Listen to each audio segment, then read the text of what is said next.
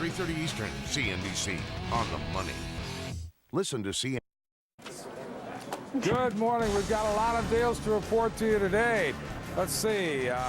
Pfizer, J&J, Mittal Steel, Arcelor, Phelps Dodge, Falconbridge, and Inco, all involved in a mega metals merger. Before the bell, we'll have some instant analysis of what it means for the companies and what it means for the stock market. Right now, I'm standing at the post where they trade Phelps Dodge. Another home builder saying it expects tough times later this year. We'll tell you which one, and we'll talk about whether now is the time to bail or the time to maybe get in. Who knows? All that, plus the Buffett buzz on the floor, Walmart making another move in China, and buying and selling at Goldman Sachs. We got a packed show for you. Squawk on the Street starts immediatamente.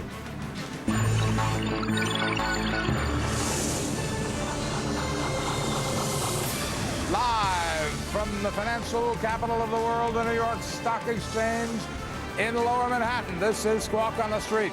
It's 9 o'clock in New York, 6 o'clock in L.A., 2 o'clock in London, half an hour before the opening bell, no matter where you are. Good morning, everybody. I'm Mark Haynes on the floor of the New York Stock Exchange. My colleague David Faber is back at Global HQ, and over at the Pfizer Post, my colleague Erin Burnett with the top stories. Erin. Good morning, Mark, and good morning, everyone. And Mark gave you a little bit of a hint. It is all about M&A today, about $90 billion of deals to tell you about on this Monday.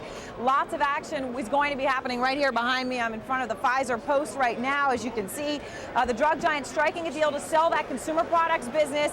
We've been hearing about that. Listerine, Johnson & Johnson's going to be the buyer.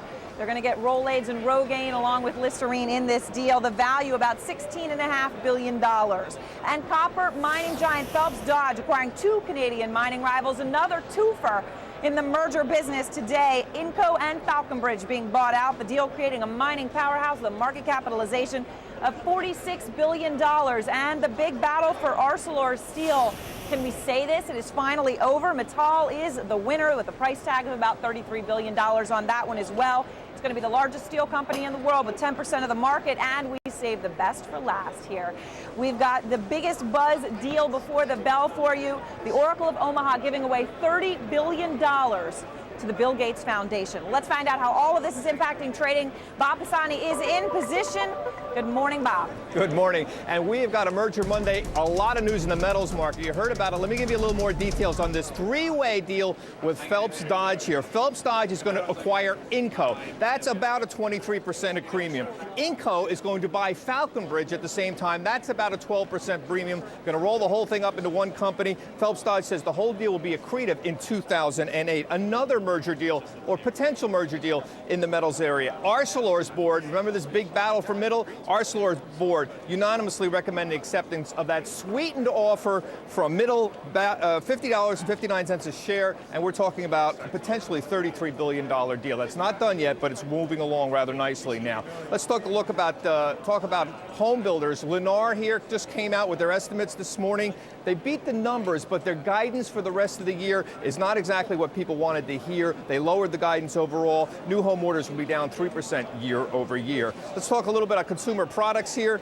We have a deal with Pfizer and Johnson & Johnson. This has been talked about in the past, but Pfizer and Johnson here. Johnson & Johnson will acquire Pfizer's consumer products unit for $16.5 billion. And finally, what slowdown in China? The Bank of China is now estimating China's 2006 GDP growth at 10%. Let's go over to Sharon Epperson. She's standing by over at the NASDAQ. Well, Bob, we have two big tech names to tell you about that have two major announcements, and take a look at their stock prices. They haven't been doing too well, so they could use some push from their announcement today. Intel won in the news. Intel's Woodcrest server chip is going to be rolled out today. It's making that announcement in San Francisco this morning.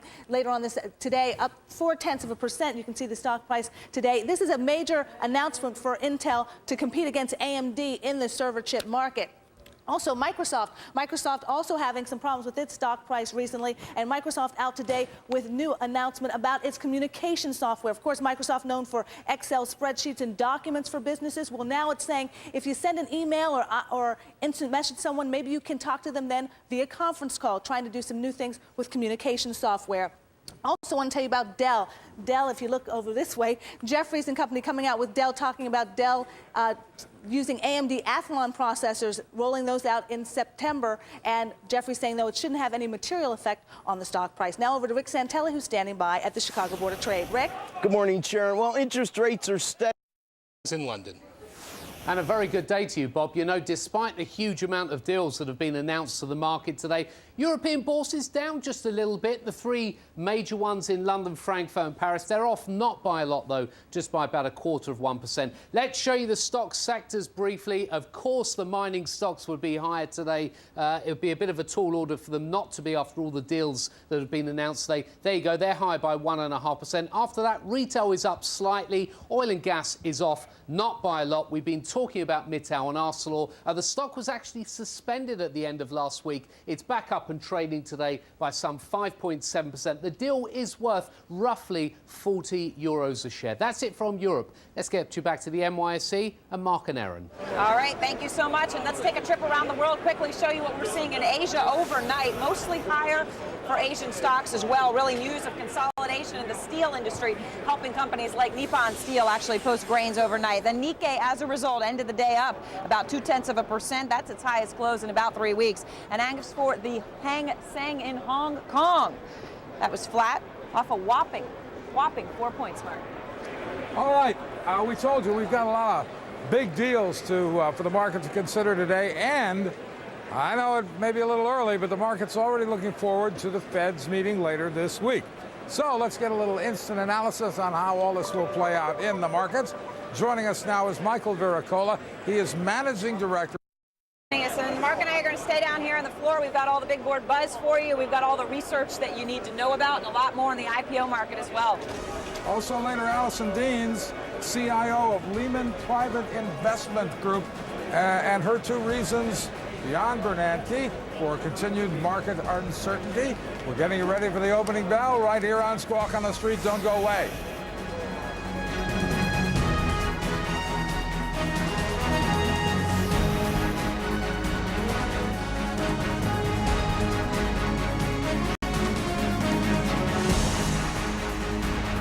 In between. It's up, down, sideways. Wall Street's a mess. What should you do? We've got the answers with the biggest hitters on the street and the most trusted experts from CNBC. CNBC Survival Guide, Thursday, 8. At Geico.com, you can handle all your car insurance needs online. 7 Eastern, CNBC tonight. The most explosive economy in the world, who's cashing in and how, and casino secrets, how they play you as you play the tables. CNBC Prime, tonight 8 Eastern.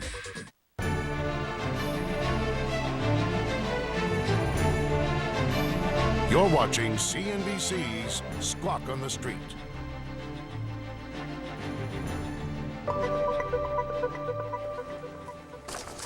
Welcome back. What a morning for deals, many of which, of course, we've been talking about for weeks because they've been out there in one form or the other. Let's start with that auction. All right, thank you very much, David Faber. I'm on the floor with Stephen Porpora, William O'Neill. Stephen, what are we going to do this week? Well, you know, everybody's watching the Fed. Everybody's waiting. We had anemic volume in the latter part of last week. But the good news, those who want some good news, is market's trying to find some traction. We've got some new groups emerging as leaders, which we need. As an investor, this is the time to really make a watch list and look at the stocks that actually are doing well. There are some new names and new industry groups that are holding up pretty well. Okay, so look at relative strength. Relative strength, again, in those issues is quite good. None of them are breaking out. There's not the volume or the interest in the market, but they're trying to show their strength, and their relative strength is the key thing that's showing. We also have this M&A activity, which is exciting this market, which is a good thing. Somebody's buying a lot of stock. Yeah, somebody's buying stock. What we need now in the general market is some surge of volume. We're probably not going to get it until after Thursday this week. All right, thank you, Stephen Porpora. William O'Neill, he says look for the stocks that are already looking good.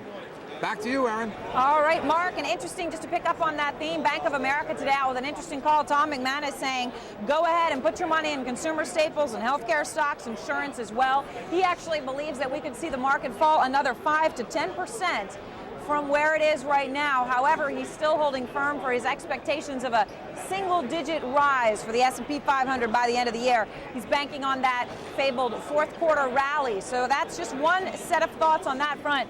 Since we often talk about research, and this time I want to update everyone on a change over at Goldman Sachs. It's interesting, certainly to some hedge fund managers out there. The company says it's going to be changing its research readings to make them actually actionable. Well, that's a nice thing, isn't it? They're going to change them from such ambiguous terms as outperform or underperform to a simple buy, sell. They're trying to give some more trading ideas. And one last point, because I've been talking all week or last week about the IPO indicator. We do have a lot of IPOs, up to 8, scheduled to price this week. So we're going to keep you updated as to whether there's further delays, but also keep an eye on Rosneft. It'll be the 4th largest IPO in the world. We're getting pricing terms of between $5.85 and $7.85 a share. Could value the company as much as $80 billion. That, of course, is the Russian oil producer. All right, we've got another home builder out with a gloom and doom outlook for the second half of the year. And we've got housing starts numbers going to cross at 10 a.m. Eastern today. The party is over. Or is it for home builders? We're going to get one expert opinion after this break. And later, one international portfolio manager who says invest in Japanese beer. Here's the logic. If the Nikkei goes up, people drink beer. If the Nikkei goes down, they might be drinking more. Squawk on the Street counting it out of the opening bell. We'll be right back.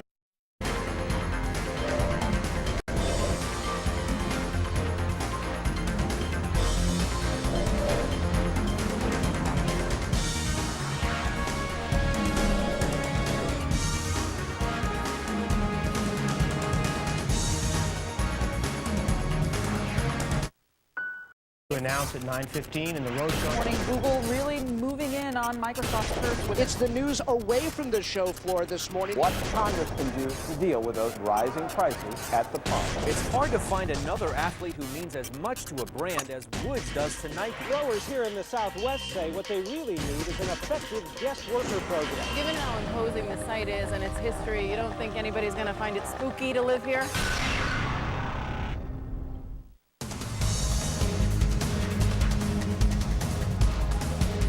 You're watching CNBC's Squawk on the Street, live from the financial capital of the world.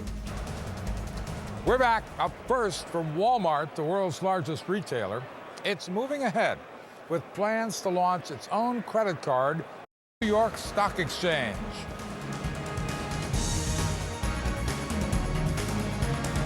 NBC News now on iTunes. Everything you expect from America's news leader, right in the palm of your hand.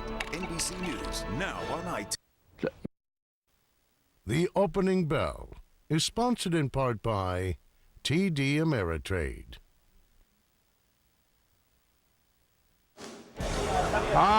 We're back. You're watching Squawk on the Street, live from the New York Stock Exchange, where the opening bell gonna ring in 1 minute and 15 seconds. Time for the countdown.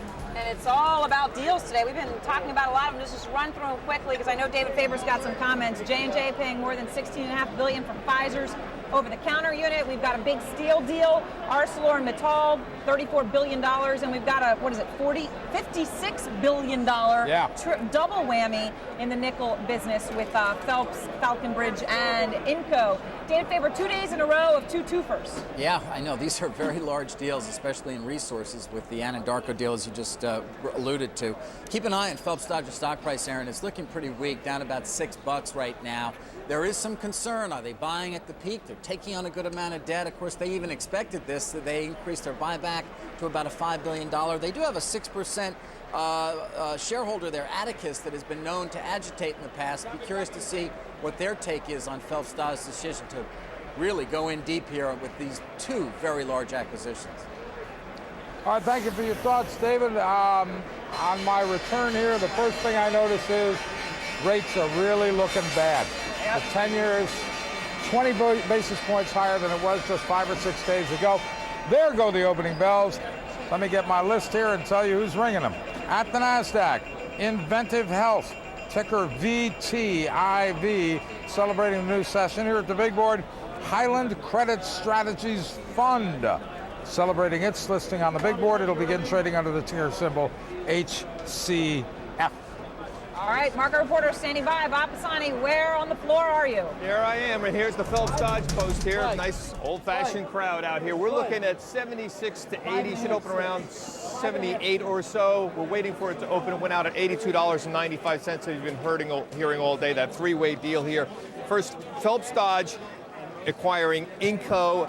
as well as Falconbridge. But first, Inco is going to acquire Falconbridge. That deal had already been announced, so there's not a lot of surprise there. And then, of course, the whole deal will be consummated with Phelps Dodge controlling the whole company. So we're talking about a premium of about 12% for Falconbridge, about 23% for Inco here. Phelps Dodge is down pre-open about 7%. We see Inco up slightly here, about 12%.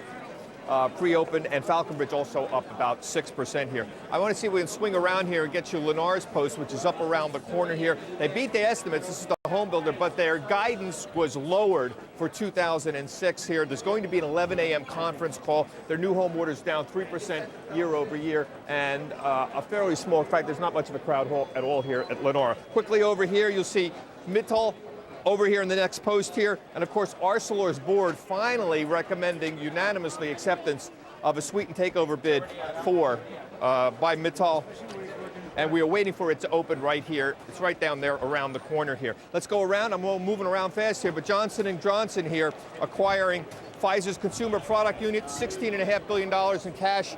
Here's the post for Pfizer. We're talking Pfizer looking to open positive here. It'll be open about 3% in the pre-open. Johnson & Johnson was down about 2.5%, almost 3% pre-open here. We're also working for that. That trades in the other room. Let's go over to Sharon. She's standing by over at the NASDAQ. Hi, Bob. Well, we're looking at a higher open here at the NASDAQ, up about 0.4%, and we need it after the month we've seen. The NASDAQ, as you can see, down about 10% over the last month since the beginning of May. Two companies that could give a boost to the NASDAQ, Intel and Microsoft, out with major announcements today. Intel, as you can see here, Intel up 1.2%. Intel announcing that it's rolling out its server chip Woodcrest today. That, of course, competing with AMD. AMD is a real competitor for it in the server chip market. Also, take a look at Microsoft. Microsoft up 1%. Microsoft out today rolling out new communication software. Of course, it's known for those Excel spreadsheets. Well, now it says if you send an email, maybe you want to respond by phone via conference call. Rolling out some new technology to do that, teaming up with HP. HP up 1.3%.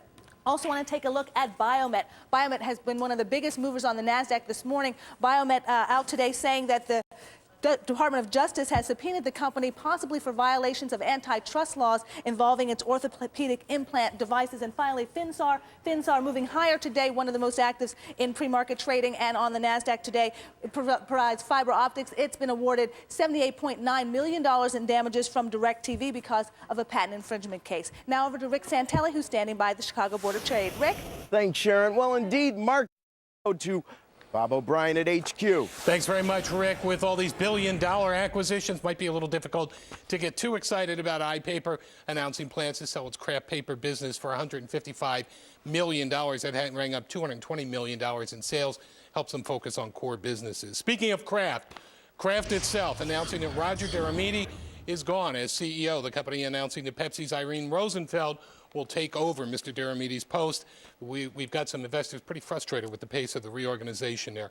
Tyson looks like it could get a little bit of a pop here today. Oh, actually to the downside, despite government data that showed continued contraction in the poultry supplies that are out there. This amidst a time when we're seeing some rising demand. And Valasis Communications, company that puts together those inserts that fall out of your Sunday paper, coming out with some guidance for the year. Downbeat, very downbeat guidance. Expect to see this one take a real hit when it does open. Let's send it back to Mark and Aaron. They're on the floor of the NYSE. Thank you very much, Bob O'Brien. We are up, and although we're up modestly, only 30 points on the Dow, so far it's a very broad-based move. We've got the retail index up, drug index just turned down, but it was up all day. The oil index is up, semiconductor index is up, broker-dealers are up. So small, but broadly based. The interest rate picture, though, is not good. With the 10-year at 5.22.5, that's the highest level, I think, in 4 years. And that's just a great big break on the economy and the market. And everyone now, I mean, you know, at the beginning of last week, it was 25 basis points on the 29th. Let's see what happens in August. And now all of a sudden, you are hearing a chorus of, come on, give us 50. What do you have, Ben Bernanke? And then you try to think about what it would actually mean for the market if he goes 50 on Thursday. Yeah, I think I heard this morning that about, judging by the futures markets, about 12% of bond traders now expect a 50 basis point move, which is not a lot of bond traders, but significantly more than just a week ago. It's true. And the volatility and the expectations has been amazing. One other thing, just on that note, when we talk about the economy and its strength, obviously we have the deal in the nickel and copper industry today. Some comments out of Phelps Dodge. They say that they believe supply challenges are going to continue to stay around, obviously bolstering their bullish view on those prices. Today, maybe it doesn't surprise you, nickel price is up about 3%. Copper ticking down just slightly. All right, coming up, once again, the Fed, the focus of our discussion, is the 17th time the charm. Allison Deans, CIO of Lehman Private Investment Management, is going to be talking to us about it. 16 rate hikes and the markets don't care. Will the 17th make a difference? Plus, are you looking to take your portfolio international, a stalwart investor who is not afraid of the plunge markets overseas have been taking? We're going to show you new ways to invest internationally while avoiding the potholes of risk. Perfect situation indeed on Squawk on the Street. We'll be right back.